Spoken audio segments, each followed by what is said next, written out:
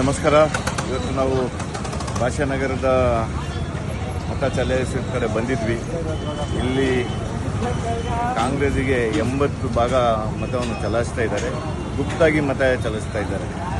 ಯಾಕೆಂತ ಹೇಳಿದರೆ ಇವತ್ತು ನಮ್ಮ ಕಾಂಗ್ರೆಸ್ಸಿನ ಕೆಲವು ಮುಖಂಡರುಗಳು ಒಳಗಡೆಯಿಂದ ಇಂಡಿಪೆಂಡೆಂಟಿಗೆ ಸಪೋರ್ಟ್ ಮಾಡ್ತಾ ಇರೋದು ವಾತಾವರಣ ಕೇಳಿ ಬರ್ತಾ ಇದೆ. ಇದಕ್ಕೆ ನಮ್ಮ ಕಾಂಗ್ರೆಸ್ ಪಕ್ಷದ ನಾಯಕರುಗಳು ಮುಂದಿನ ದಿನಗಳಲ್ಲಿ ಸಭೆ ಕರೆಸಿ ಇಲ್ಲಿ ಏನೇನು ಜವಾಬ್ದಾರಿ ಕೊಟ್ಟಿದ್ರು ಮುಸ್ಲಿಂ ಅವರಿಗೆಲ್ಲ ಕರೆಸಿ ಮಾತಾಡಬೇಕು. ಯಾಕಂತ ಹೇಳಿದರೆ ನಮ್ಮ ಕಾಂಗ್ರೆಸ್ ಪಕ್ಷದವರೇ ಇಂಡಿಪೆಂಡೆಂಟಿಗೆ ದುಡ್ಡು ಕೊಟ್ಟಿದೆ ಅಂತೇಳಿ ಒಂದು ಸುದ್ದಿ ಹೊರಡ್ತಾ ಇದೆ. ಇಲ್ಲಿ ಯಾರದೇ ಒಂದು ಸಮಾಜ ಫುಲ್ಲು ಅವ್ರಿಗೇನೇ ಅವರು ಕುತಂತ್ರ ಮಾಡಿದ್ರು ಕಾಂಗ್ರೆಸ್ ಪಕ್ಷಕ್ಕೆ 80% ಓಟು ಮುಸಲ್ಮಾನರು ಬೀಳ್ತಾ ಇದೆ.